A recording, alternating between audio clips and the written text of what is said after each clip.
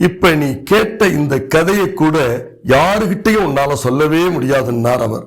அது என்னன்னு நீங்களும் கேட்டுத்தான் பாருங்களேன்.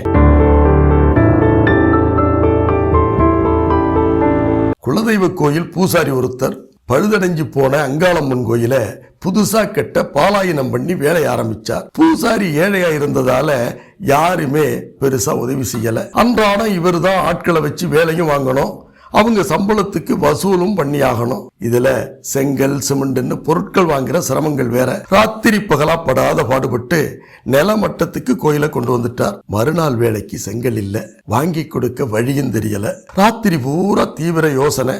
அப்போ வழக்கமா இங்க வந்து சாமி கும்பிடுற ஒருத்தர் வீட்டுல செங்கல் காலவா போட்டிருந்தது ஞாபகத்துக்கு வந்துச்சு. பொழுது விடியறதுக்குள்ள நேரா அவர் வீட்டுக்கு போய் சேர்ந்துட்டார்.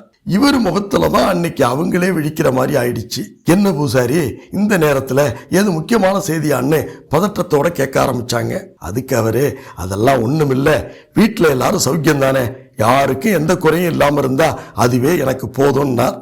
அவங்க கொஞ்சம் பயத்தோட, ஏன் பூசாரி அப்படி கேட்குறீங்க, எல்லாரும் நல்லா தானே இருக்கோம்னாங்க. அதெல்லாம் ஆத்தா ஒரு குறையும் வைக்க மாட்டா, இந்தாங்க விபூதியை வாங்கிக்கங்க, நான் போயிட்டு வர்றேன்னார். கொஞ்சம் இருங்க, ஏதோ காரணம் இல்லாம பொழுது விடியவும் வரமாட்டீங்க, சொல்லுங்க முதல்லன்னாங்க. அதுக்கு அவரு, அதெல்லாம் ஒண்ணுமில்ல, விடிய காலம் ஒரு கனவு கண்டேன். ஒரு வயசான ஆத்தா 4 செங்கல்ல மடியில கட்டிக்கிட்டு உங்க வீட்டில இருந்து நேரா கோயிலுக்கு வர்ற மாதிரி. செங்கல்ல கண்டதும் எனக்கு திடுக்குன்னு தூக்கி வாரி போட்டுட்டு, அதான் ஒரே ஓட்டமா வந்து பார்த்துட்டு போயிடுவேன்னு ஒடியாந்தேன்னார். உடனே அந்த வீட்டுக்காரம்மா சொன்னாங்க, அப்பவே சொன்னேன், முத கல்லை எடுத்து சாமிக்கு வைங்கன்னு, கேட்டீங்களா? கோயிலுக்கு கொடுக்காம வீடு கட்ட ஆரம்பிச்சிங்கல்ல, அந்த மகமாயி தான் இப்ப பூசாரி கனவுல போய் அனுப்பியிருக்கான்னாங்க. வீட்டுக்காரரு பதட்டத்தோட, பூசாரி நீங்க வண்டி அனுப்புங்க, கோபுரத்துக்கு தேவையான செங்கல் பூரா நானே கொடுத்து அனுப்பிடுறேன்னார். அதுக்கு இவரு, அதையெல்லாம் நான் தொடப்படாது, நீங்களே உங்க கையால கொண்டாந்து வச்சிருங்கன்னார். அதுவும் சரிதான் அவர் ஒத்துக்கிட்டார். வண்டிக்கு கூலி கொடுக்க கையில பணம் இல்லைன்னு அங்க சொல்லவா முடியும்? அப்புறம் ஒண்ணு, நேரத்தோட கொண்டு வந்துட்டீங்கன்னா கல்லு நேரா கோபுரத்துல ஏறிடும்னு சொன்னார். இப்பவே கொண்டு வந்துடுறேன் அப்படின்னு அவர் வண்டிக்கும் ஏற்பாடு பண்ண ஆரம்பிச்சிட்டார். இது 100ல் ஒரு சம்பவம் தான்.